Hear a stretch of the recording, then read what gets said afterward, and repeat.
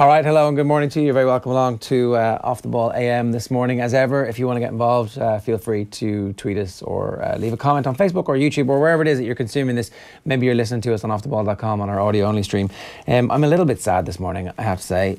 There's a time in everybody's life when you begin to realise that pop culture has moved on, that new brands are emerging and new trends are emerging that you're just not aware of. And today, that's brought home to me, and I'm reminded of the fact that I hadn't a bloody notion what the Caribou Cup was when everybody was talking about it. Well, you would know that because it's Carabao, not Caribou. There you go. Caribou is like an animal, right? I think so. Well, Carabao is an animal as well. It's like a water buffalo. Yeah, okay. I got a can here this morning of delicious Carabao. Well, I assume it's delicious. You might just taste some. Where did you get it? Well, I mean, the shop, obviously, but Joseph, who works with us on this show, went. No, he tracked it down. Okay. Did you know what it was? I became aware after a while what it was. I was ahead of the curve, I'll say, because after about round 1 or 2, I was like, "That's interesting. What is Carabao?" I'd seen the brand. Okay, so you didn't know, and it wasn't like it's Red Bull, basically. Well, no, you can't get it in like Centra. You have to go to an Asian supermarket to actually get your hands on Carabao. Oh, okay. And then I don't feel bad about this at all. No, it's quite niche. It is. All right. But like, hooray! You should still have the capacity to pronounce it properly. No, now I'm just a refusenick about this. Okay, shall we taste some Carabao? Like, you can use that off the ball cup for the first time ever. I mean, I'm sure it's a bit dusty. Go on, yeah. So, Carabao, it's an energy drink original. Bring it on, says the slogan on it. We love it. Bring it on. The description is quite interesting at the back. It says Carabao is a carbonated energy drink with taurine, caffeine and B vitamins which replenishes energy, asterisk. And there is no kind of supplementary asterisk, so I don't know what they mean by that. But in certain cultures, that's a term of endearment. So I presume it just like doesn't replenish energy. Do you want some in your off-the-ball mug? Yeah, go on. Oh, wow, that's an interesting colour right there. Oh, it's disgusting. That is disgusting. It's repulsive. I think it's quite nice. I think it's quite like Red Bull, but it's just a little bit more flavourless. Bleh. It's I quite like it, actually. I think Carabao could definitely find a place in Irish society quite quickly. All right, well, I'm glad I wasn't a complete neophyte when it came to that. But yeah, so that's the tasting done for today. We have got loads more good stuff coming your way, including the opportunity to win 500 quid's worth of gear, all helpfully corralled by Jess Kelly. So that'll be some good stuff. We'll give that away around about 8:30, 8:45 today. To get involved, just make sure you either leave a comment on any of our streams or you retweet our stream to tell your friends all about this amazing new breakfast show. That's only about 6 or 7 weeks old. Maybe it's 8 weeks, who knows. Mark Ogden's going to join us to talk to us about Man United and a bit about Manchester City as well. He was helpfully compiling a list of the greatest Premier League teams of all time, and Manchester City are ready to take their place amongst that elite once they actually win a trophy, in fairness, that's the caveat that he was making. But also news this morning that Manchester United are very interested in trying to rekindle the bromance between José Mourinho and Eden Hazard. Now, whether or not Chelsea are going to let that happen remains to be seen. But 90 million was the figure that was being quoted by Neil Custis. Yep, Neil Custis of The Sun, of course, Louis van Gaal's best mate. Oh, yeah. It's an interesting one because you do feel something drastic has to happen if Mourinho still has designs on having this Premier League title in his second season tradition. Yeah. The other thing we're going to talk about, Mike Carlson is going to join us to talk NFL a little bit later on. The NFL season has been actually a really remarkable season so far, given so many of the sports superstars have been injured. Pretty much anybody who ever looked like they were going to be in the conversation for MVP, with the exception of Tom Brady, has dropped out of the race forcibly through injury. Brady has managed to do this despite the fact he's 40 years of age, and he credits his health guru, this guy called Guerrero, with his ability to stay on the field. Gronkowski has also started working with him as well. It turns out, though, Bill Belichick doesn't like this guy and has recently revoked his privileges on the sideline. So that's a bit of a brewing story. We'll get to try and get to the bottom of that. Notwithstanding the fact that Jimmy Garoppolo is now the most handsome and also potentially the greatest quarterback that the NFL has ever seen after 3 games for the 49ers. Yeah, like everybody's been very impressed with his jawline all his life. That's the one thing. Particularly the radio producer JP with Off the Ball is a very, very big fan of Jimmy Garoppolo.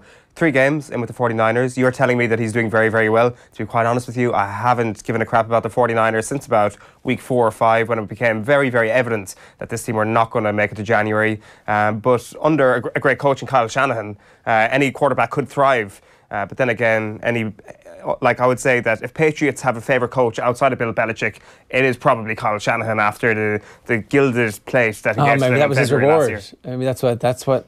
So that was the motivation for Belichick. Here, listen, I realise that you wet the bed at the most important moment in your life. It's very traumatic. Here's an amazing franchise quarterback for a second round pick. Yeah, it is, because it was amazing that this guy was like the big hotshot young coach, and they were in obviously the greatest position ever in Super Bowl history. They were going to destroy the Patriots. That would have been great. And then they just completely collapsed. So Kyle Shanahan deserves this quarterback. Maybe this is it. Maybe we don't need to speak to Mike Carlson at all. Maybe it's just a nice little present for Kyle Shanahan from Bill Belichick. But here's the thing, what if it turns out Garoppolo is really, really good and Brady has like one season left and there's like 10 or 12 years of Jimmy Garoppolo bestriding the NFL like a colossus? Well, that's the thing. Belichick will be pissed off.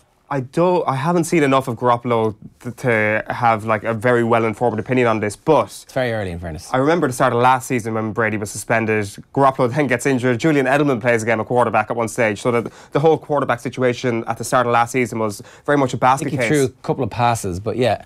Did he not start at quarterback for one game, Edelman, no? No. Because Garoppolo goes down injured and then Brissett gets injured as well, no? Or at least he was picking up an injury and there was talk about Edelman. Might have been the backup QB. Anyway, the point I'm trying to make is that the whole QB position for the Patriots at the start of last season seemed to be this kind of joke thing, and maybe I'm just associating Garoppolo with that, and I haven't got enough respect for him. So, like, go prove me wrong, Jimmy Garoppolo. Next season, there's certainly a high ceiling for them next year. Yeah, his stats for the first 3 games so far have been pretty amazing. Also, like the second QB in history to win his first 5 starts after Ben Roethlisberger. So, not a bad start. I'm just looking at the gear that we have to give away a little bit later on. A Fitbit Iconic, a HP Sprocket, which I think is a printer that Jess has been raving about. That everybody, every time she mentions it, she gets phone calls from her family going, "Oh, my friends were listening to you on the radio. What was the name of that?" It's a portable printer. So, and then the 3 Prism HD. I haven't a clue what that is. Not gonna lie. It's a mobile phone. There you go. There you go. Another brand that I haven't a clue about. Yeah, I actually haven't heard of 3 Prism HD either. I'm going to be very interested to see what that is. That's in association with 3 Ireland. I wonder, are they the only ones offering that phone potentially? Perhaps. Maybe that's why it's got the 3 bit in front of it. You'd swear we did no research for this show, but we do actually do loads of research, and now we can tell you about the newspapers, because we're on a slightly happier ground, away from energy drinks and newfangled mobile phones. I mean, you're supposed to know about energy drinks, mobile phones. You're a millennial. Yeah, well, I just don't, okay? I don't actually care that much about mobile phones. I have mine, it does the job. And I'm sure Jess will change my opinion on that, and I'll suddenly care a lot about the 3 Prism HD come the end of the show. Right.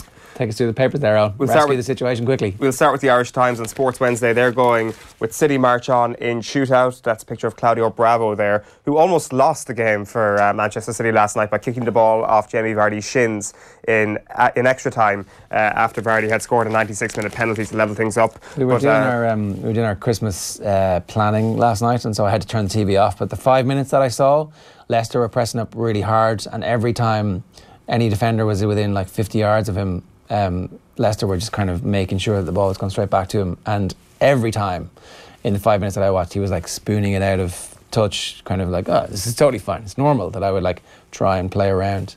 Why did Pep ever think that he was going to be good enough to do that last season? That was insanity. Well, I wouldn't say it was insanity. He's rubbish. But he was supposed to be good with his feet. But he clearly isn't. Like, anybody can realise that. Well, you can realise it now, but... No, all last season we knew it. Yeah. This guy's great, shut up, you know nothing. It's like, well, Pep, you're damaging your reputation here. Just drop him, pick somebody else. I think it was too late to actually rectify things. I think once we became aware of it, it was like September, October. Yeah, very early in the season. Yeah, but at the same time, who else? Like, Hart was gone. They've got that kid, there's like a teenage kid who... Like, apparently really good. But also with Pep, like if Claudio Bravo was playing in this season's team, he would probably be a tad better. Like this was a whole. This team is good because it has a good goalkeeper. Yeah, that's the. It's a huge. But that's the cause and effect that like. But that's a different point. Pep must know. It's exactly the same point. You're saying that the team is better this year. The team is better because the goalkeeper is better this year. And that's a factor for sure. Ederson is better than Claudio Bravo, but I still think after a year of betting in with the system that if Claudio Bravo was goalkeeper this year, he would have a bit more respect about him. Of course, last night goes against that point because he almost cost Manchester City a place in the semi-final.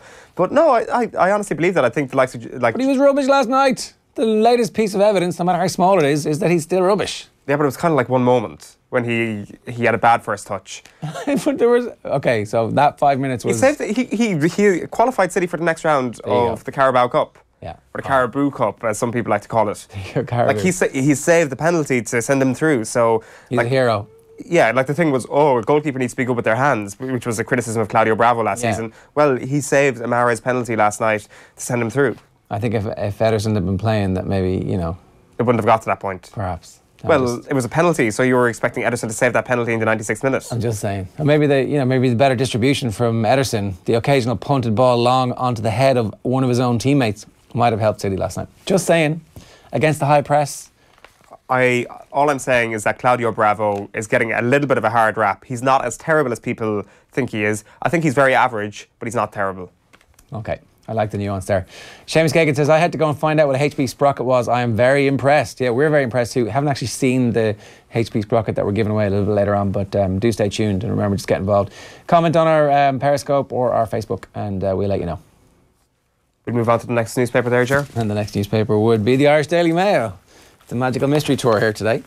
Bravo. The Owen Sheehan School of Football Journalism. Claudio Bravo, the greatest goalkeeper since Lev Yashin. Chilean is the unlikely hero as City win shootout. And Sexton is a doubt for St Stephen's Day derby. I don't think Johnny Sexton was really ever going to play in that Stephen's Day game. I think that maybe that was part of the plan for him and for managing his minutes anyway. But Johnny Sexton is in the protocols, the return to play protocols. As Darren Cleary, our colleague, pointed out outside, nobody ever mentions the word concussion when it comes to the return to play protocols, but they are return to play protocols after you have suffered some kind of concussive injury, which is a concussion. Because this is a concussion and we should call it that. Yeah. The whole Joe Schmidt angle on this has been quite strange.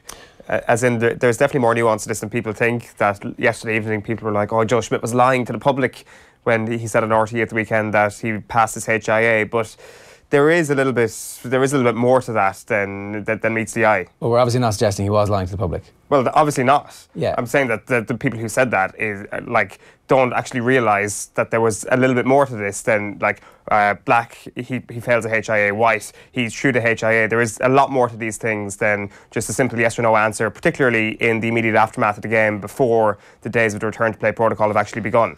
Well, I don't know how much nuance there is, right? So the HIA is a multifaceted thing, fair enough, but either he passed it or he didn't. You can pass parts of it, but you need to pass it all before you actually pass the HIA. So he didn't pass his HIA. Leinster put him in the return to play protocols. That means he suffered a concussion. Yeah. That means he was unavailable to play during the game. Which means that whatever Joe Schmidt said was not technically accurate on the TV on Saturday. And that's pretty interesting, I think, because he was in the same interview giving out about the media printing wrong information about Peter Mahoney's contract. It's okay, fair enough.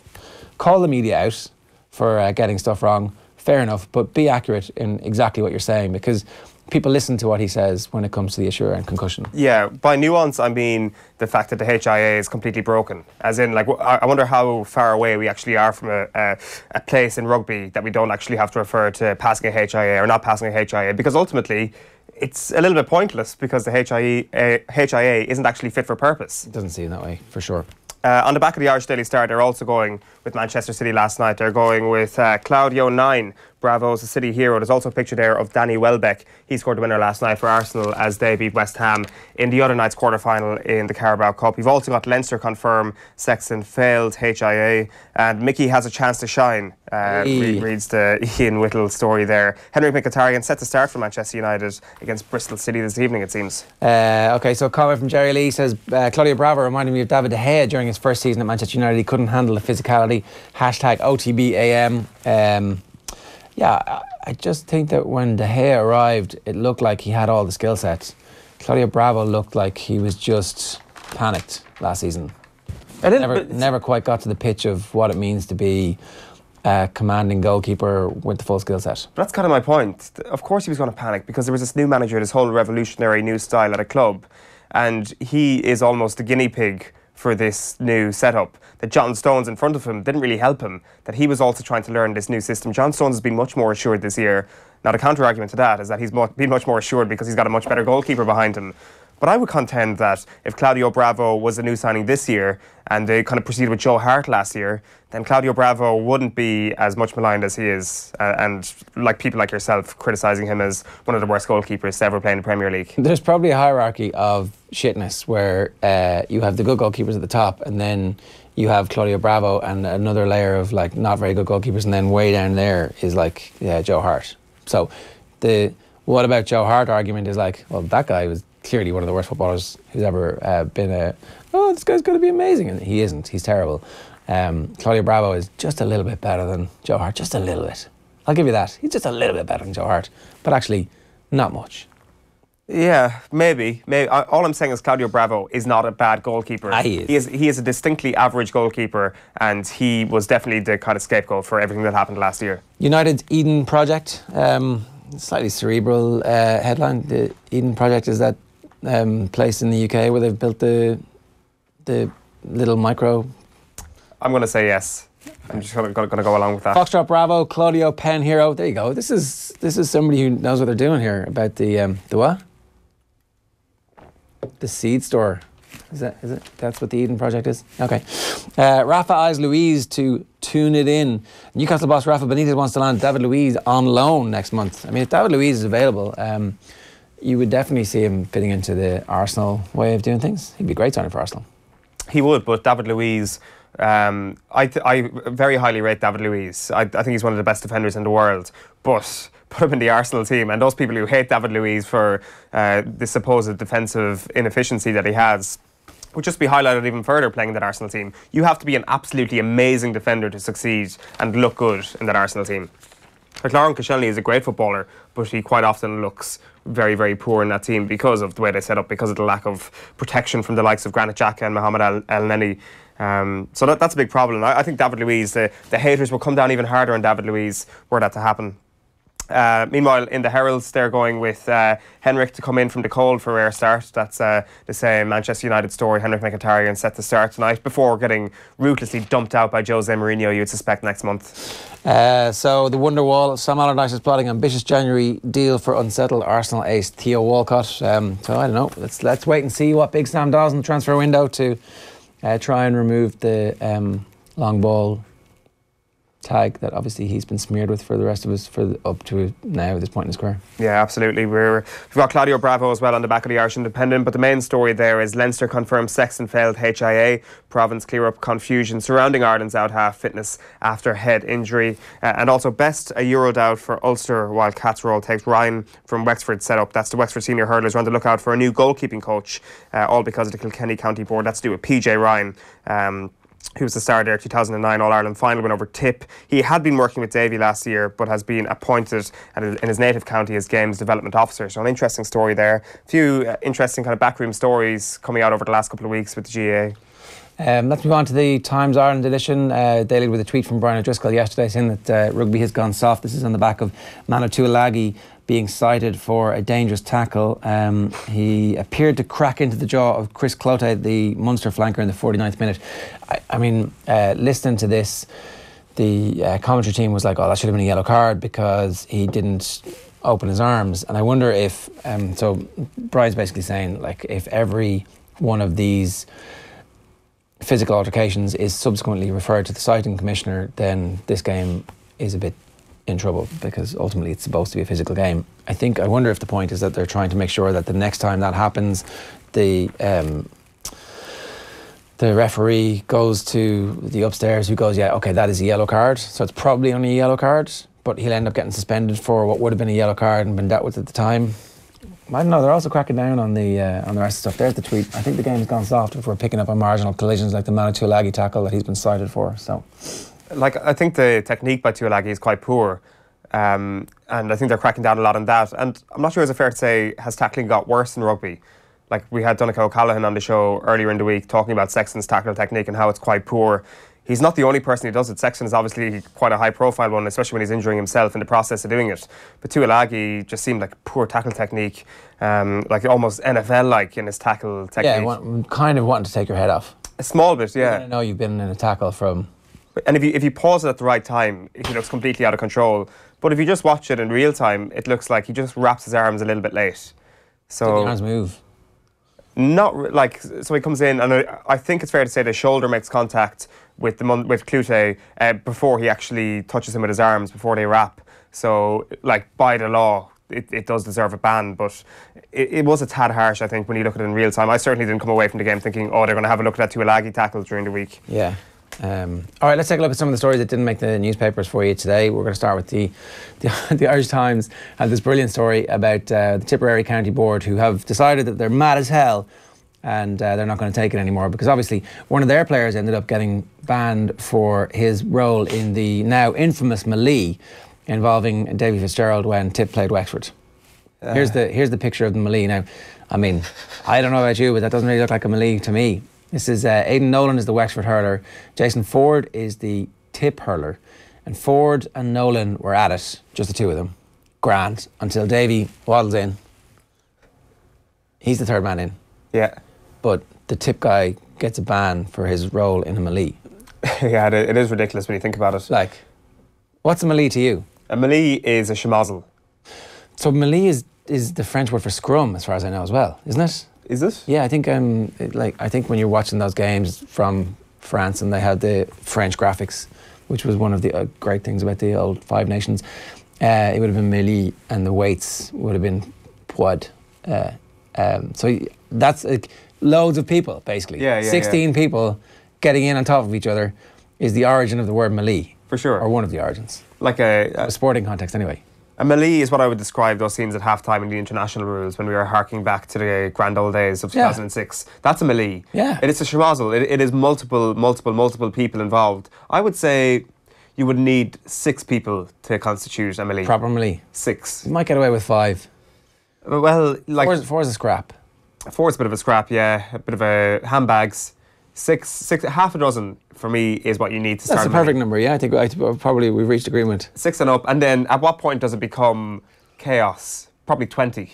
Like between 6 and 20 is a mele, is what I would say. We need to get these clearly defined in, like we need to have a vote at GAA Congress. Well, apparently that's exactly what's going to happen because, as I said, Tip are mad as hell. They won't be standing for the definition of the mele, as flabby as it is at the moment, that we don't actually know what it is. Yeah, like it needs to be put in the GAA rule book, specifically the mele 6 to 20. 1-on-1, fine, everybody understands. Mano a mano, that's what the game was invented for. A third man in, he gets suspended because, you know, that's tag team and that's WWE, we can't be having that.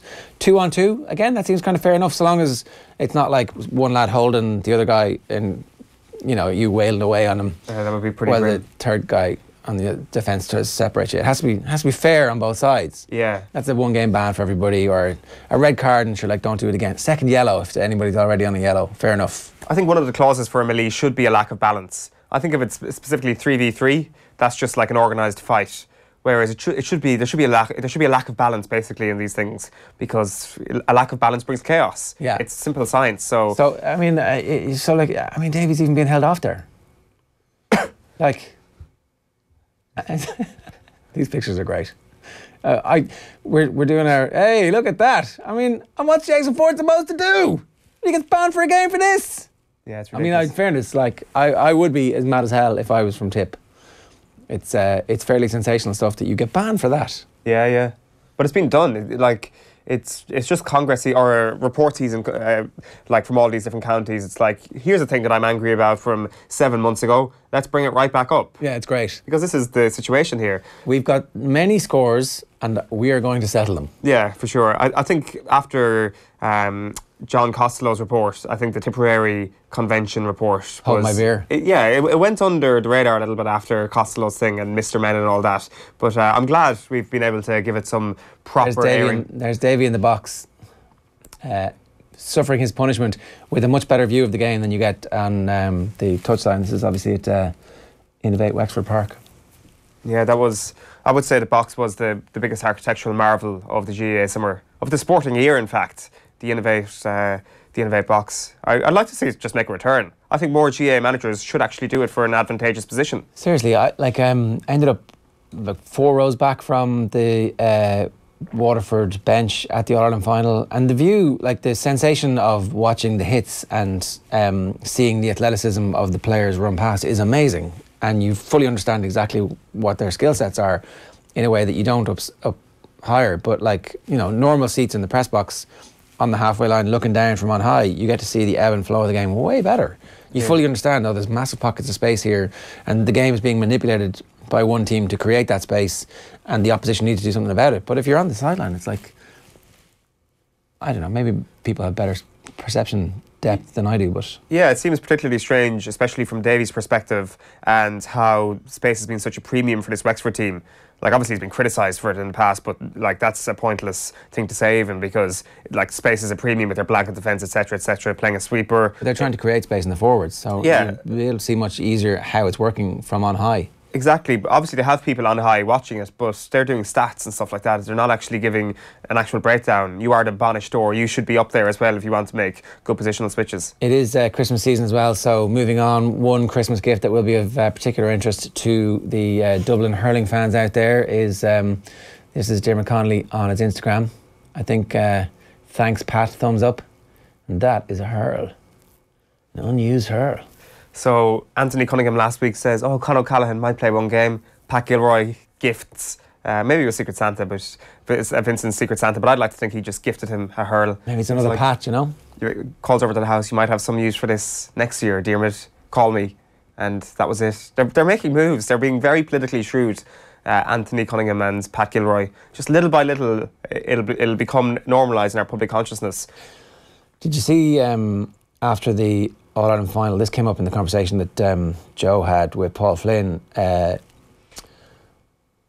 Connolly and Flynn are celebrating on the field, and Connolly holds up 4 fingers, and Flynn goes, 5. It's 5. And he goes, 5?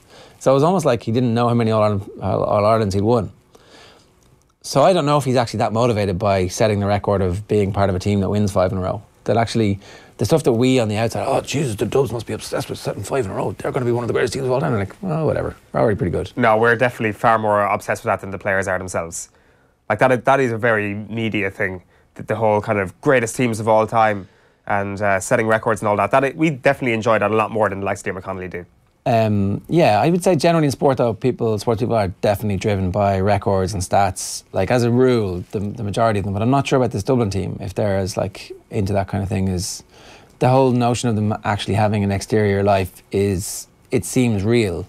Yeah. As opposed to just the type of nonsense that gets talked by a lot of management teams.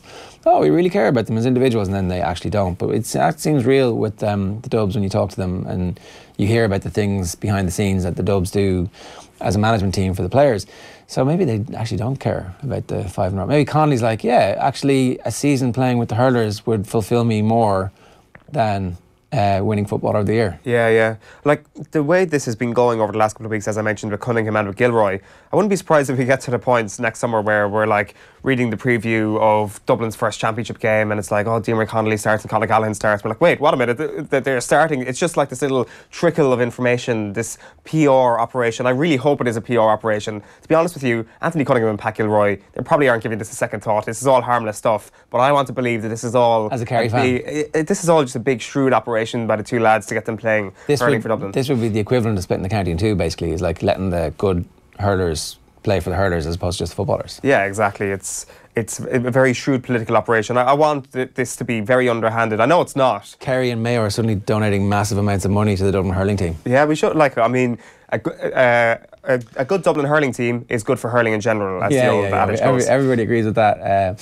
Right, there's one other story we want to talk about from the newspapers. This is the Donald Vaughan. Donald Vaughan's controversial transfer goes against the essence of the GAA. A column from Cahir O'Kane in the Irish News. He's transferred from Ballinrobe to Castlebar Mitchells. Ballinrobe went down intermediate. Castlebar Mitchells are obviously the Mayo champions and probably have a reasonable shout in their own minds of being All-Ireland champions. Definitely. It's a really interesting column. I don't necessarily agree with every point that he makes in it. In fact, it's probably loads of stuff that we'd love to talk to Cahir about just to kind of tease it out. But it did strike me that, say you are born in a certain place and you move away down the road, however, like whatever it is, and you, for whatever reason, and I'm not saying this is the case in this instance, but say you have a falling out with people in the club, you just think that like this has gone to pot. Is it always your job to fix that entire club because of the accident of your birth? Or are you entitled to go, I have more friends over here. This is more who I identify with now. Like... Or is it just kind of a situation of tough shit? That's where you're born. This is the GAA. This is how it is. Put up with it. These negatives come with the positives of your pride of place, of being born in a place, and this coincidence of... Why do we always have to be proud of the place that we're born in? What if that's unfixable by the circumstances that you find yourself in? That the politics of the area. And again, I'm not suggesting this is the instance, but like, there's loads of GAA clubs all around the country that are run by families and like the brothers and the sons, and it's like, well, they pick the senior manager, they dictate what teams get the training ground or the field, whatever. Like, a lot of stuff happens at local level. Anybody who's ever read any John B. Keane understands that local politics is grim in loads of occasions. And so you're trapped there, or you go somewhere else where it's like, geez, you should come and be a part of the community that you live in now. Yeah. I think it's a fair point, to be sure, and I think that almost goes in line with the GAA's philosophy, is that, there's a place for everybody should feel welcome playing their own games, whereas if you don't feel that in the place that you're born, then there is kind of an element of like tough. But it's Donald Vaughan. I mean, what is the situation? I haven't actually read the column here, but he's one of the best footballers that's ever come out of Ballinrobe. I presume there's no issue with him and the way he's treated as a club legend at this point. Like, what is the actual situation here? It's convenience. He lives and works. It's convenience. Yeah. I mean, but he's also reached the stage of his life where, you know, he's nearing the end of his career and probably wants to not be facing an hour round trip to training 3 or 4 times a week when he does ultimately retire from the senior inter-county team. Yeah, it's not quite an hour, I don't think. Yeah, it's 30 minutes there and 30 minutes back. Is it? Yeah. Right, okay. Our own Nathan Murphy told us something a lot shorter than that. All right, well, sorry, well, maybe Nathan knows better. Cara Kane said it's like 28 minutes or something on Google Maps. Right, okay. Well, if he's looked at it on Google Maps, it might be true, but maybe Nathan just speeds all the time or something. It's just, we're going to go ahead and libel him there. But like, I can see what Cara Kane is saying here. Like, your point is that you're mistreated in the club. I'm not saying that in this instance, but like, the notion that you're always bound to the place that you're born is ludicrous, I think. As a rule, generally. But it doesn't matter, because that notion's gone out the window anyway. Except that's the one that is that's the central tenet of the column.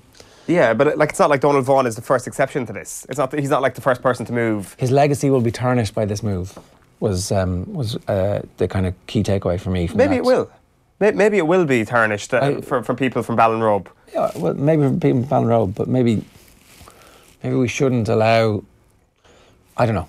Definitely need to get Cara on to talk about it, because I think it's more nuanced than automatically criticising anybody who decides that this group of people are no longer the group of people that I want to spend my time with. Yeah, like just on a final point of that, the other situation that I find very interesting is down in Kerry, Shane Murphy, who could become who could become the next number one for Kerry. Basically, he had to leave his club because he was behind Brendan Keeley in Kilcummin. He moved to Dr. Croke's, a bigger club, and is now starting for them, and is now on an upward trajectory where everybody in the county knows him, and he could become, as I say, the county number one. That has benefited him hugely. That has benefited Kerry GAA hugely. And is it a disgrace? Is it like, has he tarnished his legacy? You know, well, should he not just have stood in line and waited and doffed his cap and gone, oh, that guy's ahead of me, and that's the accident of birth that I have to suffer? Well, it's precisely the same situation with those in Ballinrobe. You can be sure and certain those people in Kilcummin are not exactly enthused with his move away. I'm not quite sure. Maybe they're delighted for him. Maybe they're like, it's great to see a person from our community going and representing with one of the townie clubs.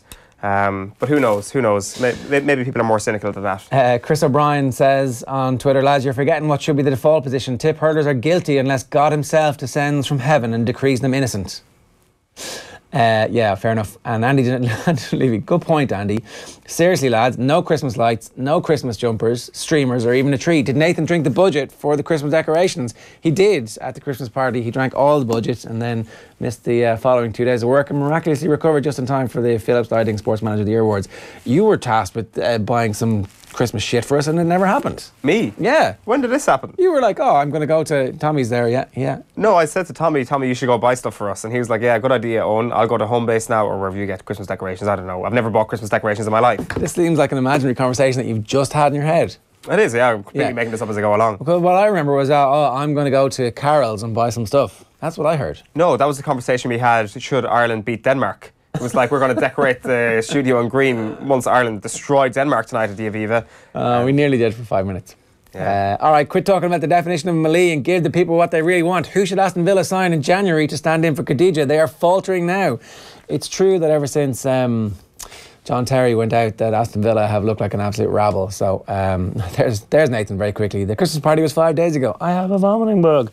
It's becoming like we were on a break and Friends. That's a pop culture reference from the early 90s that you probably don't get. No, oh, come on. Like, I mean, you're just kind of defending your own lack of pop culture references, like beautiful cans of Carabao or Caribou, as you say, and making up for it. We might just have a quick last look at some of the back pages. We'll show you the front page of the Irish Examiner sports section. It's Donal Lenihan's column.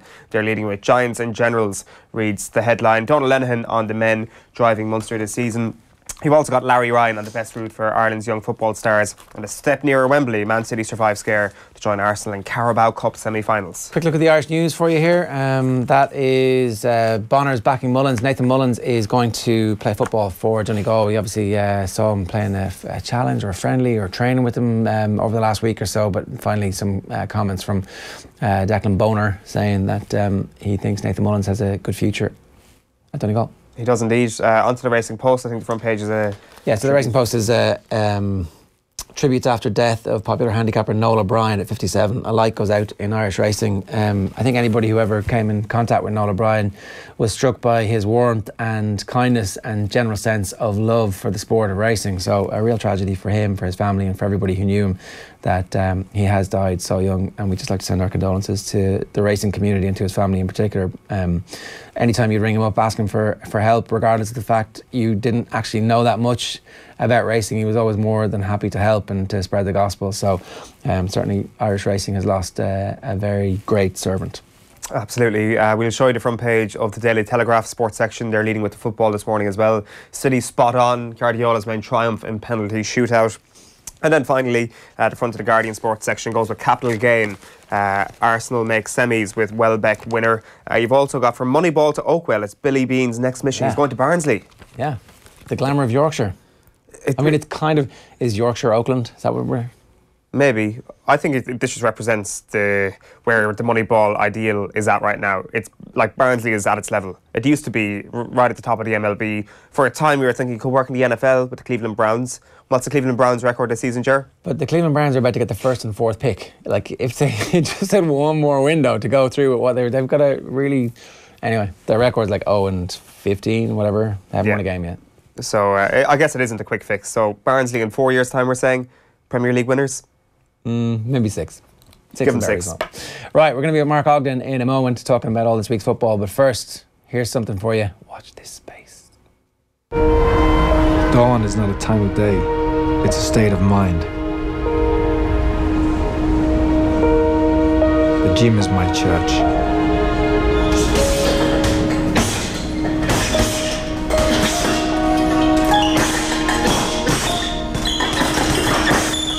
I meet my biggest opponent every single day.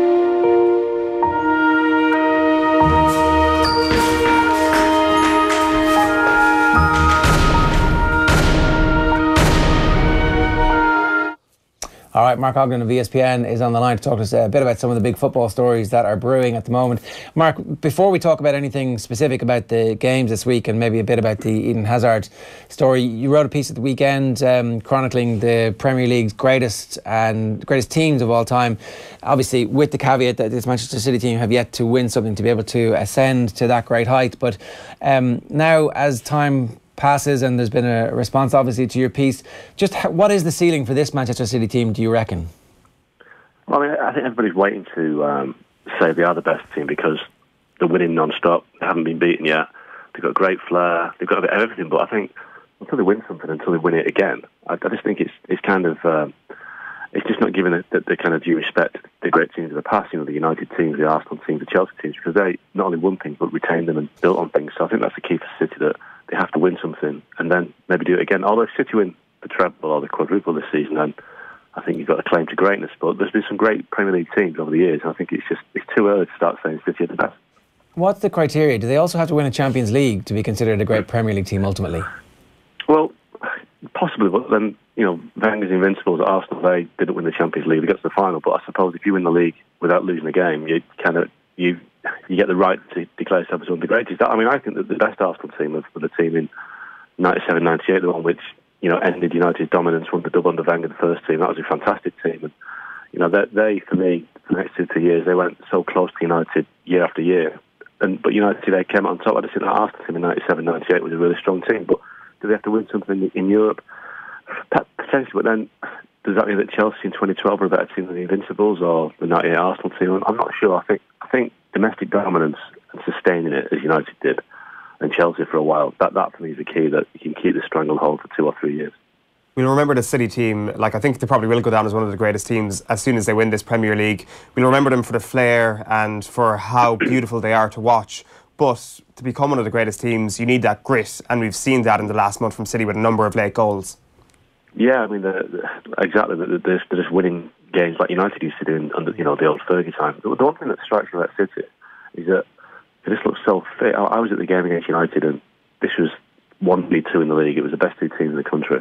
And City, it was like watching an FA Cup tie between a Premier League team and a League One team in terms of fitness and athleticism and speed. It's quite eye-opening to see how far ahead City were than United, and I can't explain it. Maybe the better athletes, the fitter, but it was a massive gulf in fitness, speed, athleticism, and it was just that for me is why they're where they are. They're not picking up injuries; they're just flying through teams, and until people can find a way to close that gap, they're going to win more games. Can we just go back a bit? Which of the Chelsea teams would you consider the greatest Chelsea team? And does it have to be under the same manager, or is it actually Chelsea's greatness seem to be sustained over a bunch of different managers? Yeah, for me, it's a team. It's Mourinho's first team. It's that first 2 seasons he had at Chelsea. So the first year they won it with record goals, record points. And the second year they retained it, and again they just kind of turned the screw the second year. So for 2 years, Chelsea were so far ahead of everybody else. A bit like City now. That I remember, Sir Alex Ferguson at United was basically saying that they had to change everything they did to catch Chelsea because Chelsea were making such fantastic starts. So that team of Drogba, Lampard, Ian Robben, Essien, Terry, it was a great team. In a sense, it's been overlooked in this kind of race to kind of declare City the best because people said Mourinho's teams are now balling teams, functional teams, but that Chelsea team was just total power. It blew teams away, and they were such a strong team. But for 2 years, nobody could get anywhere near them. Yeah, I wonder if what Mourinho has done since has actually somehow taken a bit of the lustre off that legacy, and that actually, if we were to revisit properly over the full piece, Mourinho's legacy is genuinely one of the greatest football managers of all time. Absolutely. People might argue that was 10 years ago, but yeah, if you look at a classic team, they have a great defence, a great goalkeeper, strong midfield, goals, flair, and they had everything. People like Damien Duff, Ian Robben, as we're saying, that Damien Duff and Ian Robben weren't players that part of the bus. They were fantastic flair players that created goals and scored goals. Joe Cole. For me, that was a really, really good team. But it doesn't really get mentioned. And it's always the treble winners of United or the Invincibles. But that Chelsea team was, and it came very close to the Champions League as well. But for the goal scored at Anfield that night, they might have won the Champions League that year. So they were a very good team, a strong team. And I think again, City haven't yet matched what they've done. Yeah, and you can kind of see as well that clearly this is something that Guardiola wants to achieve. That you think back to the Barcelona side that he inherited, who was capable of winning the Champions League and had already a bunch of Champions League winners in it, but he carved that apart to make sure that the next group was going to be able to reach a sustained level of greatness. And it was interesting this week that the story started to emerge that City are interested in tying him down to a longer term contract, that they believe that they have the right conditions for him to persist here, as opposed to anywhere that in the past he's kind of felt burned out at Barcelona and obviously unloved at Bayern. So maybe he can build a longer legacy here than we've seen from him in the recent past. Yeah, and I think the things that kind of got to him at Barca and Bayern were the politics and the sheer stress of the job. At Barcelona it's down to the goalpost and day to day it's the intense pressure of managing Barcelona, especially as a Catalan. That must be really hard. And then at Bayern, it's a very political club. You've got all the former players upstairs, people like Rummenigge, Hoeneß, all that. And it's difficult to kind of have to continue with that chipping away. At City, he does whatever he wants. He's got free rein to do whatever he wants, sign whoever he wants, change things to suit his needs. Whatever Pep wants, Pep gets. And that makes it a lot easier to work then. Obviously, if if your closest rivals are 10, 11 points behind you, you've also got a little bit of comfort zone as well. So, yeah, City is a perfect environment because he'll never work for a richer club again, a club with more resources. So, why not? The only thing I guess I've taken away is boredom, maybe, and also boredom, but just the fact that if it becomes too easy for him, if City comes so far ahead, Pep's always said about wanting to, stick around 3 or 4 years, move on, and I think he wants to manage international level. Maybe there's a World Cup in him, and also he's always talked about wanting to manage clubs with history and tradition. I think, with all due respect to City, that they're not one of the world's greatest clubs in terms of history, tradition, or the footprint they leave. And you look around and you think, well, AC Milan, Inter Milan, they're big clubs that need, taking back to their great times. And I think that's sort of thing that would appeal to Pep, the chance to revive a great club rather than go in there with a kind of a blank check, I guess. And that's the next test of Pep, isn't it? Can he manage a club and bring it up rather than manage a club that's already there and just keep it going? Can he turn the club around and make it great again? If Pep was manager of Manchester United, do you think he would have the same autonomy that he's getting at Manchester City? I think so, yeah. I think he'd pretty much close. He wouldn't have the same amount of money, but I think he'd have the same autonomy. I think he'd be allowed to do whatever he likes. I think there may be a little bit of a restriction on, the staff. I mean, he's brought in so many staff members at City. It's incredible the amount of people that are on the pitch before a game and on the touchline during a game. But yeah, if you hire Pep Guardiola, the price of the ticket is that you allow him to do whatever he wants to do. So yeah, that's the big debate in Manchester right now. Is that would United be where City are if Pep had taken over? There's a lot of players that wouldn't have been at United now if that was the case, but there'd be a different sort of United, and perhaps Pep's approach is more suited to United's traditions. But United didn't get him, City got him, and that's why they're top of the league. Do you think there's any truth in these Eden Hazard rumours, Mark? Because you look at Manchester United and you potentially look at this as kind of one last-ditch effort to try and turn the season around. It's a long shot for sure, but getting Hazard in January, suddenly you start to think to yourself, this thing might not just be done yet. I know Jesse Lingard's been speaking this week saying Manchester United probably need to win every single game to have a chance of bringing the Premier League title back to Old Trafford. I mean, I think the chance of Eden Hazard going to United in January are just not even 1%. I just think, Chelsea have already been, criticised by their fans for selling Nemanja Matic to United, so I can't believe that for 1 minute they'd let Eden Hazard go to United as well. And I think, there's a bit of history there between Hazard and Mourinho, which is not exactly positive history.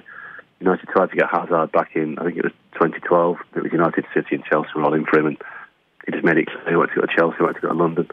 I think if Eden Hazard leaves Chelsea, it'll be to PSG or to Real Madrid. I just don't see any way that United can get in there. But I think what United do need is a number 10, somebody who can unlock the door. You look at the top assist maker in the Premier League, and they haven't got one in the top 5. It's people like David Silva, it's Philippe Coutinho, Eden Hazard, Mesut Ozil. United don't have a creative force behind the front line, and that, for me, is why they're struggling to break teams down. But I just don't see them getting Hazard. I think Mesut Ozil's a better chance. I think, he's contracted down at Arsenal.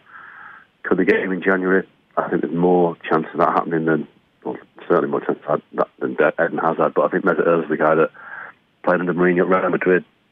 They know each other, they like each other, which is a surprise considering that you'd think that Mesut Ozil was the last player that Mourinho would like. But Mkhitaryan's on his way out at United, so I guess that what they need is a number 10 who can unlock the door. And I think Mesut Ozil, for me, is a much more realistic option than Eden Hazard.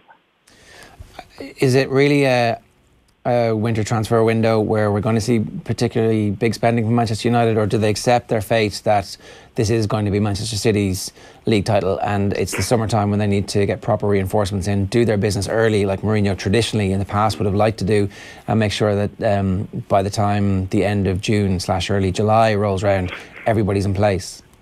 Yeah, I just think United have made it clear that unless something spectacular opens up in January, they won't do any business. They brought people in the summer. I think, if Arsenal say, right, Alexis Sanchez and Mesut Ozil go to the highest bidder, they probably have a go for both because they're two players that would make any team better. But, the chances of Arsenal saying that are slim. And I think even if that does happen, PSG, Man City will be ahead of the chasing for Sanchez. And I think Ozil's a possibility. But, no, as it stands, I don't think United will do a lot of business. I think they might get rid of a couple, people like Darmian, who aren't really playing very often. But I think a lot of the teams now, United, Chelsea, Liverpool, Arsenal, Spurs maybe, they look at the January and the remainder of the season like a Formula 1 team does in the middle of the season, that, the car's not good enough, start planning next season's car because the guy's probably going to win it anyway. So, why waste the next 6 months by trying to, catch Man City this year when you can start planning for next season and get your targets set up for the summer. And I think that'll be United's policy, just to make sure that by the time the World Cup comes around,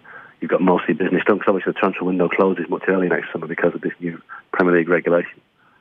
Why is it that Henrik Mkhitaryan showed so many great glimpses early in the season and is now going to be chopped as deadwood? It just doesn't make a lot of sense to me. We've also seen Luke Shaw being linked with the exit door at Old Trafford as well in the last Champions League game. I thought he was very impressive. It just seems very strange to me, Mark, that this would happen, that these two players and their trajectory seemingly being so high on the rise early in the season, and with Luke Shaw in the last couple of weeks, that they would just be allowed to leave. There doesn't seem to be much of a benefit to that. Well, I mean, just taking him on separately, Henrik Mkhitaryan, he started the season well, but even then I was told that Mourinho was kind of unconvinced about his ability to do it in the big games against the bigger teams, when there's less space and there's more kind of need for a number 10 or a playmaker to create a chance. So I think that's proven to be the case. He's not really made an impact against the bigger teams. And, I was told they had a row over Mkhitaryan's defensive duties. They had a video analysis session about a month ago, and Mkhitaryan took exception to it, answered back, had a big row, carried on in the corridor. He's not been in the squad since, so I think that tells you what's happened between those two, that Mkhitaryan stood up to Mourinho and he's paid the price. And I don't think Mkhitaryan's actually good enough for Man United. I think he doesn't do it in the big game, so if he goes, that's part of the course. Luke Shaw, I think he deserves a chance. I don't think he's really had a real chance with Mourinho. There's clearly something there that Mourinho doesn't like, doesn't rate, I think he thinks his defensive focus isn't the best, but he's a natural left-back, and he would make such a difference to that team in terms of going forward and, giving them an attacking outlet. He's a perfect... He's like... They're looking at Danny Rose, but, with Luke Shaw, you've got a guy that's 5-6 years younger, and he can do the same job. So, I don't know, people at United don't want Shaw to go, but I think Mourinho maybe does. So, the manager's the manager, so if the manager wants him to go, he has to go. But I think there'll be a lot of people at United thinking that Luke Shaw might come back and haunt us in the future if he does go. So, but Ashley Young's done really well, but Ashley Young's 32, so... It does seem a bit short-sighted, Luke Shaw. Yeah. But Mkhitaryan, I think he's toast. One last point before I let you go here. He obviously is mad keen to win a trophy this season, and as many trophies as he possibly can. That's the Mourinho way. And the League Cup in particular has been a happy hunting ground for him in the past, and something that he has put a lot of store by. So it seems a little bit counterintuitive that he's going to stick Mkhitaryan in the team tonight if he doesn't actually trust him. Is that just because they think that even with Mkhitaryan in the team, this is Bristol City, he'll play well against a Bristol City and do well and maybe actually put himself in the shop window? Potentially, I wouldn't be surprised if he doesn't play tonight. I don't think Mkhitaryan's going to be anywhere near. I just think his days are numbered, basically. And I think if he plays tonight, it'll be because purely Mourinho wants to rest somebody else, like Juan Mata or somebody. So I think that Mkhitaryan's days are close to an end. And if United can get somebody to bang in Giant, they'll probably take them away. Good stuff, Mark. Thanks a million. Cheers for joining us this morning. Cheers, guys. Mark Ogden of ESPN there talked to us a bit about the situation at Manchester United. I can see the benefit of signing Mesut Ozil now and getting him bedded into the team, but I think they could sign Messi and the league title is still done. Yeah, it probably is. As Lingard said, they need to win every single game, which they're not going to do, even if they had Messi in the team, to give themselves even a fighting chance of winning the Premier League. The Mkhitaryan thing, I'm still not completely sold that he's not a good enough player for Manchester United. If Mkhitaryan was in that Manchester City team, in that squad, how do you think he'd do? If who, sorry? Mkhitaryan. Was in the City squad? If he was, so say you take somebody like Leroy Sané, and if you flip this a little bit and you think you put José Mourinho as manager of Leroy Sané for Manchester United, I know Sané... He gets subbed off after 10 minutes of his first game and sold, and he's like, no, don't like that. He's a young player. That's it. That's it. Okay, so fair enough. There is the age benefit with Sané, and there is still kind of a learning process, and that gives a manager more patience. Mkhitaryan, I suppose, is 28, so it's not like he's going to get any better, and he's not world class. So potentially, you're looking at Manchester United, and anybody who's going to be in their starting 11 week in, week out does need to be world class. Maybe that's José's view on the thing, and. Yeah. But with Luke Shaw, I just don't understand it. I just don't see. He really does. There's a big dislike there. Yeah.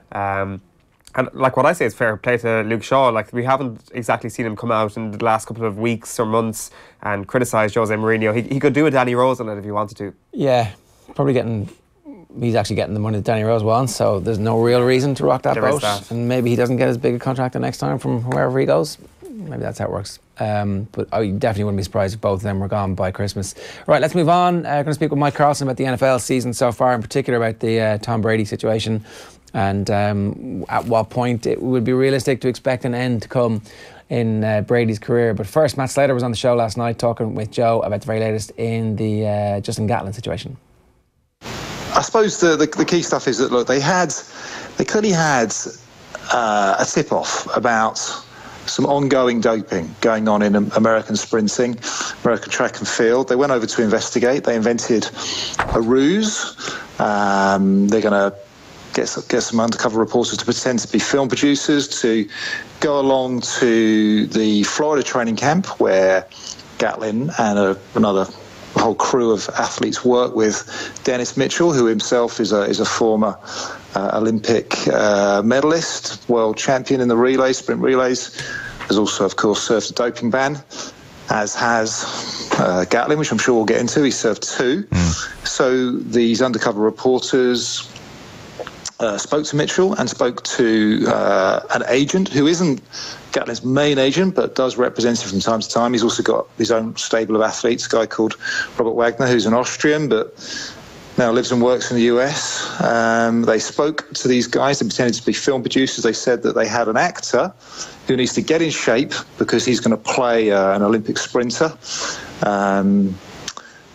We don't know with these things how long this took and how many interviews and how much secret filming we haven't seen. But what we have seen is both Wagner and Mitchell say, yeah, we can get you human growth hormone and testosterone. We can obtain it from a doctor in Austria. We can bring it into the US and we can show you. We can even administer it to your guy. It's going to cost you a lot of money, which has raised some eyebrows because the figures just seem insane. But $250,000 US, about what's that in euros? I don't know. But in pounds, it's about 190,000 pounds. Yeah, I said 211,000 euro. Right, but we get the general gist. And that's the scam. Yeah, so that's the story from the Telegraph yesterday. Gatlin has issued a statement saying that he obviously has fired his coach and has not been involved in anything. I'll give you the bits here. I am not using and have not used PEDs. I was shocked and surprised to learn that my coach would have anything to do with even the appearance of these current accusations. I fired him as soon as I found this out. It's Dennis Mitchell. All legal options are on the table, as I will not allow others to lie about me like this. I have no further comments, as it's now a legal matter. They will next hear from my lawyer. Thank you to my well-wishers and supporters. And Gatlin's also on a bit of a sticky wicket here because generally the whole point about libel is that you have to have your reputation damaged. But as somebody who has already had 2 doping violations, it's hard enough to argue that he's got much of a reputation left to impugn. So that's the case that his lawyers are going to have to make if they do take any action against the Telegraph. But the Telegraph didn't actually make that many accusations about him specifically. They've said he's embroiled in this scandal. Now, if his coach has been fired because of the story, that's their defence. Obviously, you can stick that back up for a sec. This guy, Alan Abramson, has written quite a long piece about how Gatlin does have a case against the Telegraph because there are 0 facts implicating him in the doping scandal. And he goes into the legal aspect of that. So maybe there'll be a case. That would be really interesting. I will actually tune in to the live C-SPAN coverage of that case. Well, Robert Wagner kind of hung him yesterday, didn't he? It's, as you say, there is not actual evidence here to suggest that Gatlin was doing what Wagner was saying he did, but at the same time, it is a close colleague of Gatlin saying this stuff. It's not exactly the Telegraph writing the facts here. It is essentially Wagner's quotes that have hung Gatlin here. So it will be very, very interesting. But as you say, there's not much of a reputation there left to protect. Wagner obviously immediately came out and said, I was just making it up to get money from this TV producer. Which isn't outlandish. Precisely what we predicted he would say, and it's almost impossible to prove anything otherwise. Now, his own backstory is pretty interesting. We might do something on that into the future. But anyway, as ever, if you want to get in touch, you can tweet us here at Off The Ball, or you can comment on the Facebook story that we have, facebook.com/Off The Ball, to subscribe. And remember to turn on notifications so that anytime we go live with our broadcasts, and we're doing the evening show from here now as well, so you'll never miss any of our live stuff if you turn on your notifications there. And we do have €500 worth of tech gadgets to give away with Jess in about 15 minutes time. First though, we're talking NFL. Mike Carlson is on the line. Good morning to you, Mike. Good morning, Jerry. I wish your producers were as gullible as the ones the Telegraph was pretending to be. I could get a lot of money out of you. I know, yeah. $250,000. I was making the point yesterday. I would pretty much say anything to get $250,000 from some dodgy film producer. Like, yeah, we can definitely get you those drugs. Just Google how to get those drugs there really quick, will you? Yeah. I hand them a bag full of oregano and one of sugar, and they're all set. Happy days. Yeah, it's just like sounds like a hippie's recipe from the 1970s. I'm dating myself. Hey, so listen, the NFL season so far, one of the points we were making a little bit earlier on was that almost every week, anybody who put their hand up to be the MVP has been struck down by injury. So I just wanted to get your general sense of if this damages the sport the way it would damage most other sports, that the star players keep getting struck down by injury. Some of it's accidental, some of it's just the way the game goes, but some of it is because of the high impacts. Is there any sense that this is leading to worry amongst the NFL owners, the players' unions, or the body itself that organises the sport to suggest that maybe we need to recalibrate here somehow? There certainly is worry, because there seems to be a snowball rolling downhill about ways or why the NFL is less popular, or perceived as being less popular than it was. I'm not sure that it actually is any less popular than it was. But the injury thing has always been with us, and it's been worse in the past, 2-3 decades for a number of reasons. Guys build themselves up, and the connective tissue can't carry the muscle mass that you're handling. The game is played on artificial turf, which exacerbates injuries. They play on Thursday nights, which tires players out. It's a long season. And they're trying to cut down on the ferocity of hits, but that's very difficult to do given those circumstances, because that's the way the game has to be played. And, short of going back to no helmets or leather helmets and rugby style shoulder pads, I'm not sure that there's much they can do to legislate the actual impact out of the sport. As a relatively neutral observer, although I'm a 49ers fan, I actually thought this season has been brilliant so far. That's about as neutral as it gets exactly. these days. Up until the last couple of weeks. But I thought the season has been brilliant. It's been like to see what Carson Wentz has done with the Philadelphia Eagles, to see what McVay has done with the Rams, like two franchises who over the last couple of years you would have gone, well, I'm never going to watch a game involving these teams because, frankly, they're crap. All of a sudden, what's happening at Jacksonville? Like, there is this sense of parity finally beginning to make sense for a lot of these teams. Yeah, you could make a good case that Sean McVay is the MVP of the NFL this season. The parity is a strange sort of parity, because there doesn't appear to be one or two really outstanding teams this year.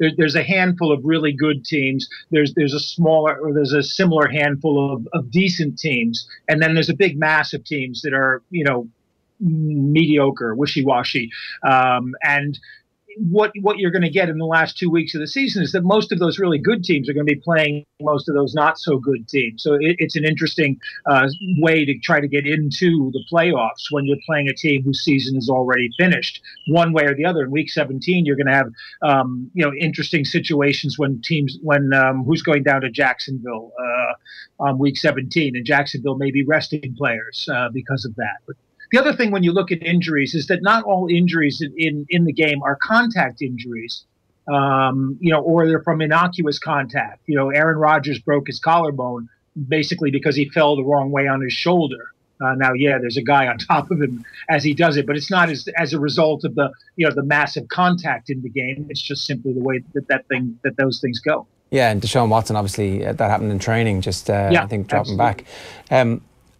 On that whole notion of there not being any great teams, obviously we should talk about the Patriots, because that dynasty continues to roll on. And like the Garoppolo thing is really interesting, and obviously I've been following it very, very closely to kind of try and read the runes here. But there seems to still be a suggestion that Belichick didn't want Garoppolo to go, that at some point he was ready to hand the keys over, and that he wants to continue with the Patriots dynasty, and that it's not the Tom Brady dynasty, it's a Bill Belichick dynasty. And actually, the only way for him to prove that is to do it with somebody else. And Garoppolo was his anointed one, but that Brady made the decision he didn't want to leave and forced Robert Kraft's hand. Is that a realistic scenario, or is that just conspiracy nonsense? I think it's probably reading a little bit too much into it, because he tends to feel that he can win with whatever he's given, especially when he has the thing to choose it. The biggest thing in Jimmy Garoppolo's leaving was that he wanted to play, and they made him an offer of what was in a sense starter money,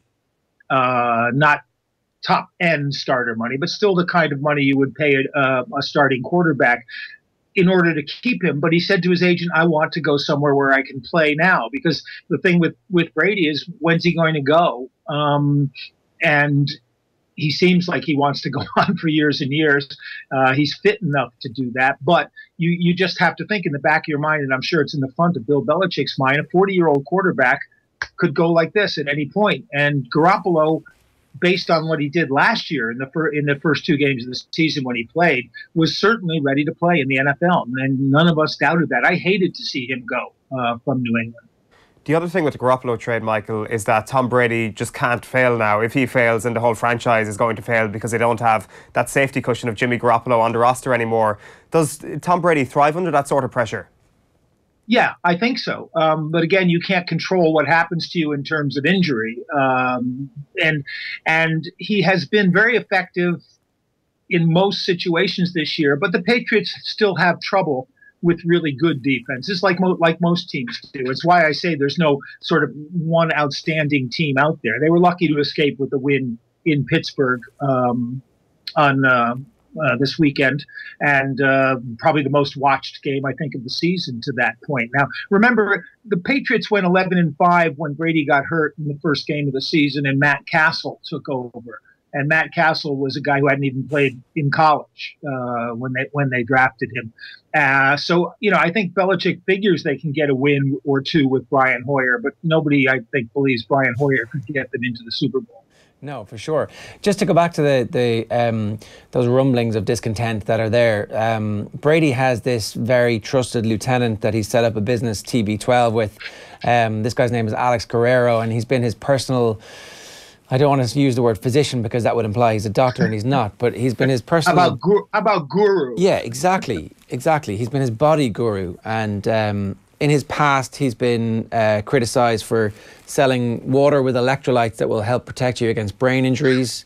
That, funnily enough, wasn't actually a real thing, and so he had to apologise and refund all the customers he'd sold it to. He also was passing himself off as a doctor at one point.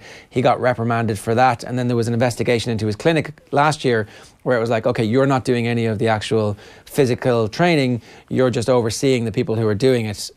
This is actually it's on Patriot Way. It's right beside the training facility, and up until a couple of weeks ago, he had access to the Patriots plane and the sidelines. And there's loads of pictures of Brady celebrating after the Super Bowl with him on the sidelines. Bill Belichick has removed the privileges of this guy Guerrero to be on the touchline and to travel with the team. And it appears as if he's concerned with the amount of Patriots who are actually still going to see him. And he's banned anybody apart from Brady from seeing him at the facility. Gronkowski uses him, and apparently he has credited him with his general level of fitness this year. So that's an unusual wrinkle in a relationship that seems to have worked very well up to this point. Yeah, and I think it's mostly about control. NFL coaches in general, Bill Belichick in particular, like to control everything that's going on. And Guerrero actually had an office in the Patriots training facility, right next to the training room. And they want to monitor what their players are doing. In terms of fitness and in terms of recovery. Edelman is another one of his clients, but Edelman's been out for the season. And I think that's probably what the bottom line is. He wants players going to their training personnel first and making sure they do what their training personnel recommends. And the whole business of Tom Brady and TB12 turning him into a kind of Gwyneth Paltrow of football. As lifestyle guru, is probably a lesser concern with Bill. I don't think they've banned players from going into the shopping mall to TB12 and then having treatment there, if that's what they want to do. But they want them to, I think, primarily start with the team's trainers and work through that. I'm not sure it's a huge thing, and I'm not sure that there isn't a worry about setting precedent when you have this guy flying on the team plane and being on the sidelines and possibly taking commercial advantage of it. There might be someone at the Patriots who's worried about that. How long do you think Brady really has left? That's a really good question. I think he could go another couple of years easy, because when you watch him as well, he's very good nowadays at avoiding injury. He doesn't always try to avoid sacks. He tends to go down with them. When there was one in the Pittsburgh game when Cameron Hayward came almost unabated to him, and Brady just gives up right there rather than risk the injury, rather than risk the turnover. So it would really be more of a freak injury kind of thing. And as he and Belichick share one thing, they're both incredibly competitive, and in terms of wanting to win. And Belichick is my college teammate, so we're old guys, and which is why I've got the USA shirt. But he's going to keep going as long as as long as he enjoys the whole idea of competing and wanting to win. I think Brady's the same way. But as you said earlier on in the conversation, it puts the team in a real bind, because they are committed to Brady, and as we saw with Garoppolo, you can't just keep a guy for years and years as his backup, a guy who's quality. He is can quality. Keep a guy who's a backup. Yeah. Doug Peterson spent years, coach of the Eagles, carrying Brett Favre's golf clubs around, on the days they had off. It was profitable. It worked out all right for him. Yeah, absolutely. I what a job. I'd love to be able to stand on a sideline with a baseball cap turned backwards and a little clipboard in my hand and get paid a couple $1 million. Yeah, sounds good. Mike, brilliant. Thanks a million for joining us this morning. Cheers. Oh, it's a pleasure. Anytime. Mike Carlson there, dropping the big news that he was a college teammate of Bill Belichick's. We'll definitely get into that the next time we have Mike on in a bit more detail. I did not know that. But just on the whole Guerrero story, I am in the Guerrero camp. Like, why would you get rid of him? Like, it's not just Tom Brady here. It is Danny Amendola. It is Julian Edelman, as Mike alluded to there. If this is all in the head and he's not like a real doctor or whatever, so what? Like, the psychology of this game is just as important as anything else. If he's keeping Tom Brady happy, you keep him. You give him all the privileges you need him to have. I just don't see how this thing has worked over the last couple of years and you suddenly change it now. I guess if you're a film producer and you have Tom Cruise and you're about to make $500 million on a blockbuster, and Tom Cruise goes, by the way, my buddies, the Scientologists here, are all going to get a little bit of help from this. You're like, all right, whatever. We're all getting rich. Yeah, I don't know. Like, do you really think that the Bill Belichick ego is that big that he kind of wants to suppress the legacy of Tom Brady, that the legacy of Bill Belichick will overtake I think he wants to survive it. I think he wants to continue afterwards, though. I don't think he wants to retire. That's a matter of 2 years. But, like, who's he going to do that with? You actually have a guy who you think is brilliant, who could be an NFL starter, top 5 NFL starter for the next decade. You get rid of Brady now, you say, okay, go on, retire. Just retire. Yeah. Like, you've just won the Super Bowl, retire. I'm going to give the team to Jimmy G here, and away we go. He's like, no, I'm going to play for maybe 2 more years. But I mean, on the Guerrero thing, like, why not just keep Tom Brady as happy as he possibly can be for however long he's got left? Yeah, maybe now, after the Jimmy G thing, he has to do that. Right, let's move on, because Jess Kelly is outside. She's going to give us 500 quid worth of swag to give away in just a couple of minutes. Before that, though, we want to play you this brilliant clip from Mario Rosenstock's special. He was in studio right here last night with Joe. And when I went into the room, it was just males only, and the only people in the room were about 25, 26 Chelsea players and José Mourinho and his team. And I came in wearing my black coat and my scarf. And I was so nervous. It's a tough audience. It's a tough audience. Yeah. And I'll tell you why it's a tougher audience in a minute, but it's a tough audience. I came in as José chewing gum, and I high-fived him on the way by him. And I went up to a table and I did a special news conference as him. And I had given questions for the players to ask me. So, like, first question, do it. Drogba said, Gaffer, are we going to win the Premier League? And I said, shut up, Drogba, and eat your vegetables. And a few of the players laughed, and then a few of the players didn't. And I was going, why? And I went, God, they didn't speak English. So only half of the players spoke English, and I realised this is going to be a tougher audience than I have. So I kind of went, get to the song. And at the end, went fine. And then José, a bit like Christopher Plummer in Sound of Music, okay, go to bed. And they all flew off to bed. And I just went up to him and I said, where are they all gone? And he knew where all of them, each one of them had gone. And Terry has gone to play PlayStation. Lampard has gone for a massage with Teresa. Makalele has gone up to do Twister or whatever. He knew what they'd all done. And they'd all disappeared out of the room. And he said, you want a bottle of wine? And so you're sitting down for a bottle of wine with him and his team. And he chats about the sketches merrily. and chats about Mick McCarthy impressions. Yeah. He asked me, I love your Mick McCarthy. I love your Mick McCarthy. And suddenly he was just a person you're talking with in the pub, and I love your Mick McCarthy. And what's his coke? The guy who works with the guy with the glasses and the curly-ish hair. Rui. Rui. That's fantastic, Mick McCarthy. Do your Mick McCarthy. And I'm there. What you want me to do, Mick McCarthy? Mick McCarthy like this. And he closed his eyes and he went, "It is Mick McCarthy. It is Mick McCarthy. It is Mick McCarthy." So he has his hands over his eyes. Rui, put your hand over your eyes. Rui has his hands over his eyes, and I'm going, all right, José, I don't like Twitter. Twitter is no good. Twitter. It is Mick McCarthy. And then it was completely surreal. Yeah, all of that goodness available for you for download on our podcasts, wherever you get your podcasts, and also, of course, on offtheball.com. Now, Jess Kelly is here to give away some swag for us. How are you? Very well, how are you? You do your Christmas shopping like in September, right? Because literally, people send you all the best stuff, and you're like, oh, that. Oh, yeah. Yeah, so everything's done, everything is wrapped, and I'm just waiting for the 25th now. I'm that annoying person that does it all, yeah. Yeah. Sorry. Fair play. We might actually just get you to turn on your mic there, Jess, just in between. But I'm very Call yourself a technologist. I thought I saw it saying it's on. Oh, there we go. Yeah, there we go. Is it not working? Now? We're getting some sound issues here. Oh. That's the miracle of live TV, folks. The all issues of. It's all good now, is it? Yeah. Am I on? Am I actually on? We're good to go. We're good to go. Thankfully, we've sorted that tech out. But the one thing I wondered is, do you buy tech like for your close people every year? So you buy non-tech? I can't buy tech for people because then everyone's like, oh, is it a freebie, is it? Or you just like re-gifting, which I don't do. I bought one tech gift for my niece. He's going to be 3, and I bought her a tablet because she likes having a tablet. So I got her a tablet. But other than that, everyone else is non-tech. Right, okay, it's awful. If my job was to just look after tech all the time, I would. I'd be like, here, listen, I've got this cool, amazing free stuff. You can't do that. You need to be grateful, though. Well, think of the 1,000 people I could give this to. That's how I would do that, no? Maybe. I kind of just give stuff to people anyway. Like, we're giving loads of stuff that came in to people today. I kind of just share it out. Okay, yeah. I'm just a nice person. Yeah. I mean, most people just stick it on eBay and make a fortune out of it, but I guess that's... Again, nice person. You know, can't not the most ethical. I mean, we're all about the ethics here, right? Justin Gatlin and all those people. You should sell the stuff on eBay, yes. You might be able to buy some EPO. Wow.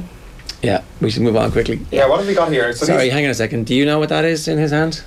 No, but it looks vile and it smells disgusting, weird. Yeah, it actually smells terrible. Yeah, it's really bad. We've come full circle here. I've had a cup of coffee as well as Carabao this morning, so I'm absolutely wired. What is it? It is an energy drink, which contains ingredients, none of which I understand.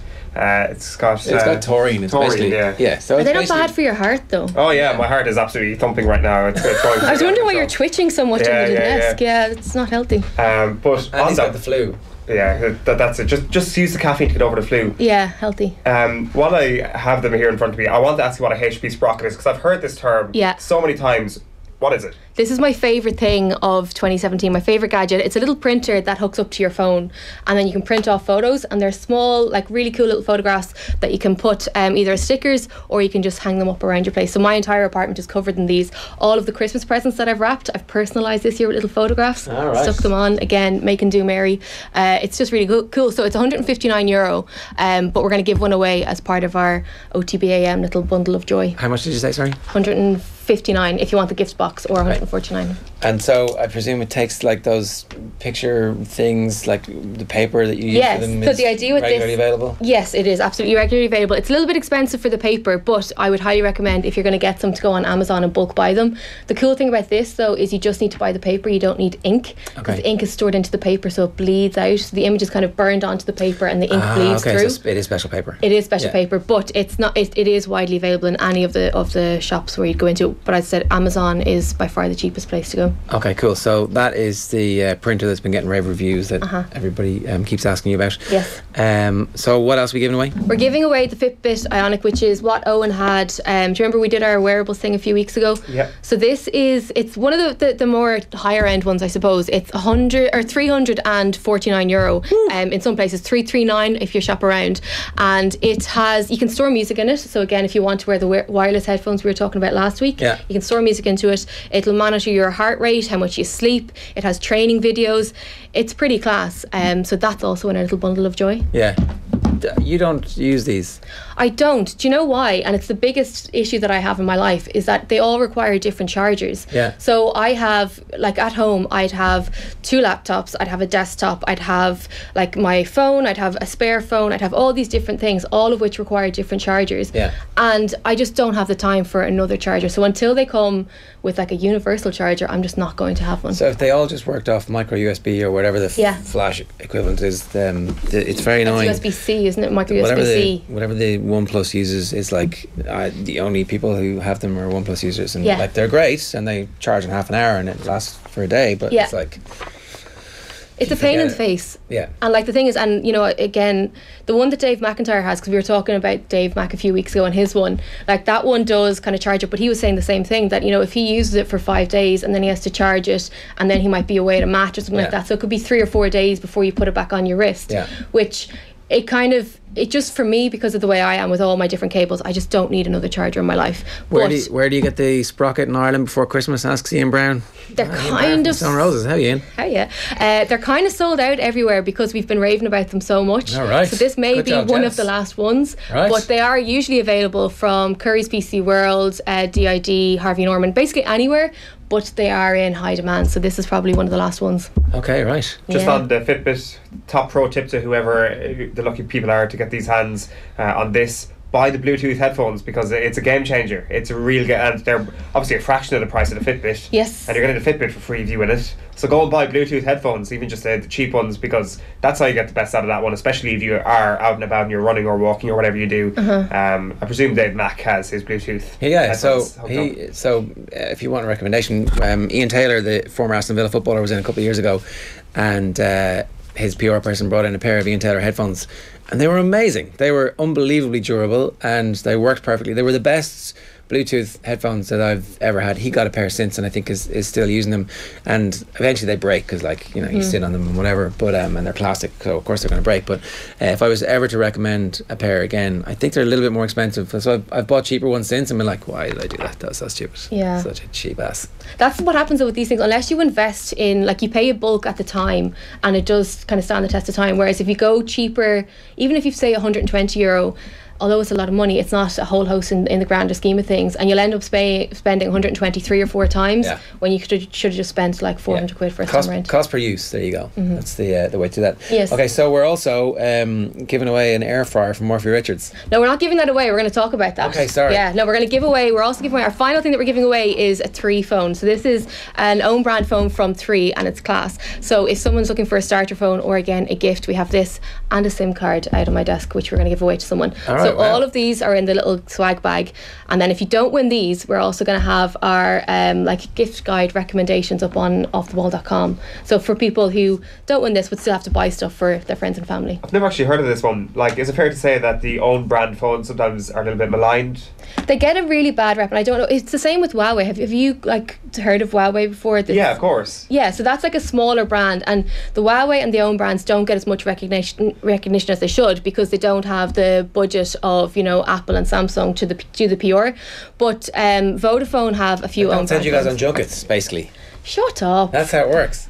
Anyway, I've lost my train of thought. Anyway, so no, but the 3 brand, this is their first outing of their own brand smartphone, and it's actually really, really good. So it's a 5-inch screen, quad-core processor, 8-megapixel camera, 8 gigs of storage. You can boost that up with an SD card if you want, and a 2,200 milliamp battery. What does that mean? It means it's a deadly phone. It's very, very solid. It's quite basic in terms of Android. Like, it's not going to rival the Samsung Galaxy S8 or whatever. I found that Samsung, after a long period of time of using them, was a real pain, because it had so much Samsung crap on it that it slows down. It eventually just clogs up as you start to use it, whereas at least with the OnePlus, they have like one app on it which you can delete and it's fine. It's like completely devoid of stuff. So I also found that 3 tended to put a lot of stuff on from like their own stuff too, which if I could just delete, I'd be much happier with. You can do that now, like even on the iPhone 7, like all the phones, like they used to do that initially just to try and get you into their different ecosystems, because it wasn't as well built as the Apple ecosystem where everything just works really nicely.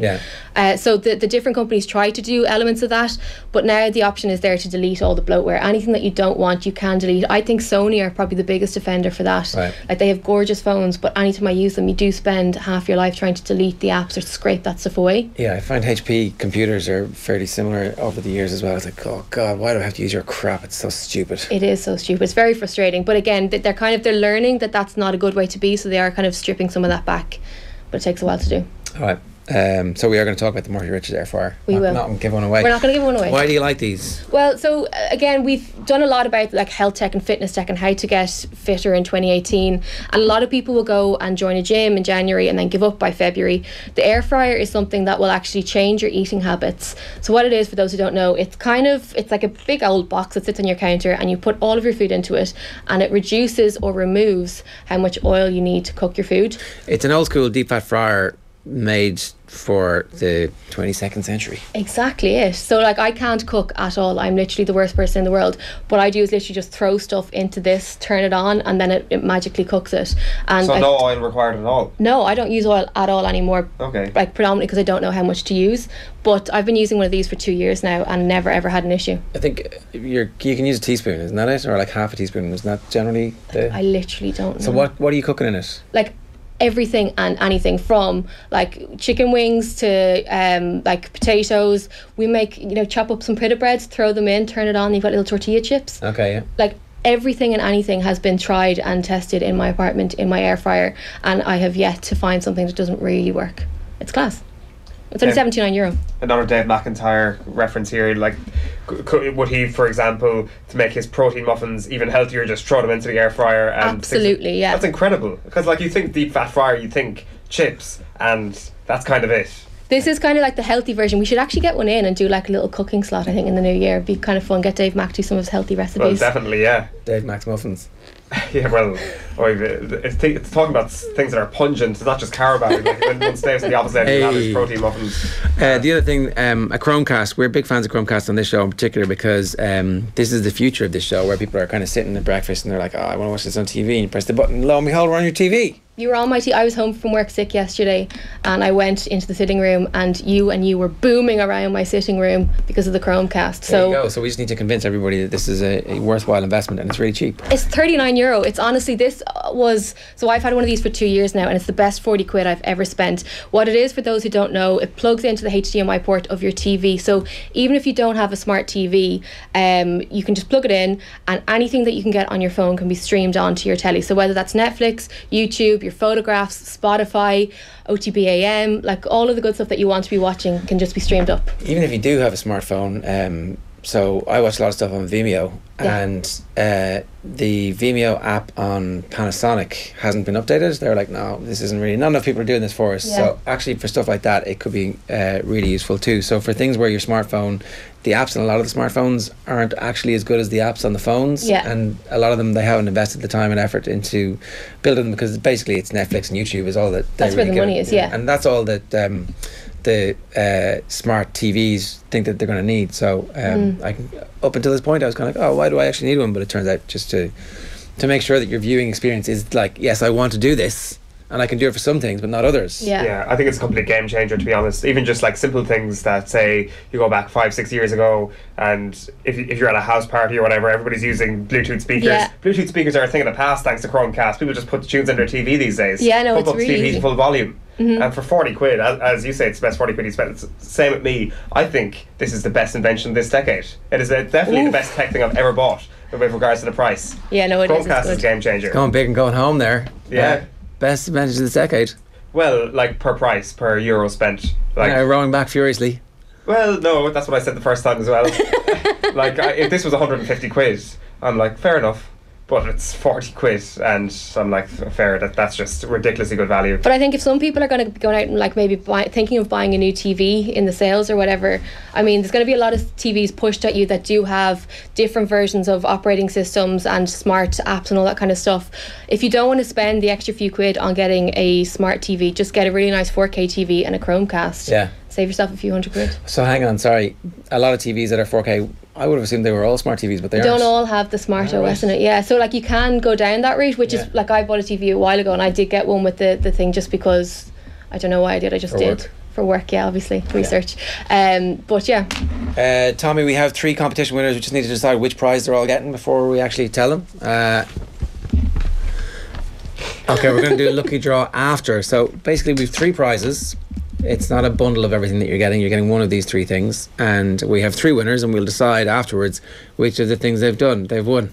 Okay, that's a bit complicated, but anyway, that's how it's going to work. So Phil at Jabby Rabbit on Twitter, you've won something. Paul Conlon on Facebook, you've won something. And Roisin Gale on Facebook, you've also won something. Our 3 prizes are the HP Sprocket, the 3 Prism HD and the FitBit Ionic. The FitBit Ionic. So you remember the chance of winning something you can't get anymore in the shop, something that we highly recommend, and also a brand new phone and a SIM card. So well done to the 3 of you who already won something. So the FitBit Ionic is with thanks to at FitBit Ireland, the HP Sprocket is from at HP, and the 3 Prism HD smartphone is from at 3 Ireland. So the last thing we're going to talk about is augmented reality. Yes. So last year, remember we had the Samsung VR unit in studio, and JP was there. Yeah, so JP was walking around a golf course while sitting in his chair.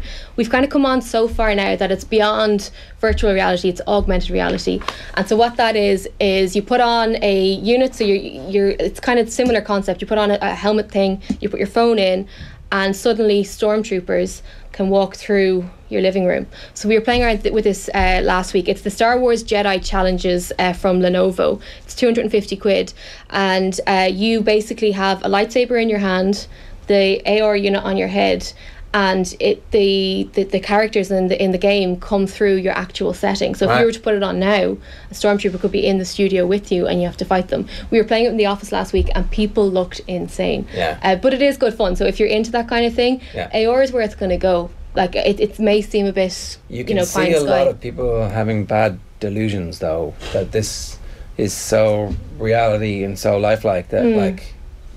Yeah, but I mean, like that's the guy in the first season of Peaky Blinders who kept getting chased by people in the war. It's like, actually, I'm being chased by Darth Vader. It's real. Like, you are really being chased by Darth Vader because you're wearing that headset. Are you saying this is going to make people go insane? Yeah.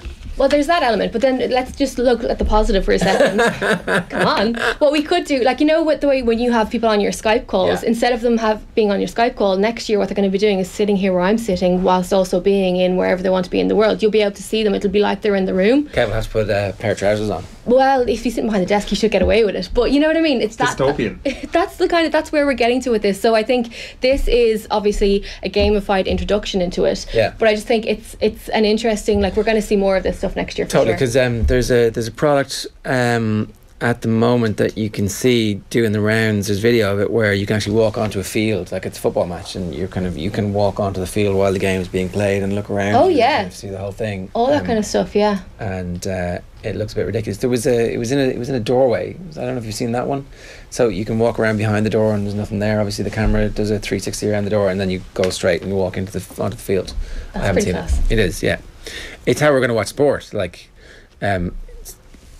the Thursday Night Football in America is under a lot of pressure at the minute because the games have been shit, and also because the players don't really like playing on a Sunday and then doing the same thing again on a Thursday because they end up getting loads of injuries. But what they did this year to make it really interesting was put the sky cam in so you get the same view as the quarterback, which is effectively what they're trying to do. It's like the next stage will be we're in the quarterback's head watching how badly he's throwing the ball, but the TV coverage is starting to improve really, really quickly. So that is quite cool. But we're going to see more and more of that, like, over time. Like, we're going to, you know, like, it's a basic thing, but like the ref cams, they're going to become more decent, and you're going to be able to understand what they're saying and it won't be as shaky. Yeah. But all that sort of stuff is going to transform how you watch sport. Like, in terms of music, Paul McCartney developed a VR app years ago, and you could put on a VR headset, put headphones in, and suddenly you're standing in the middle of a crowd at one of his gigs.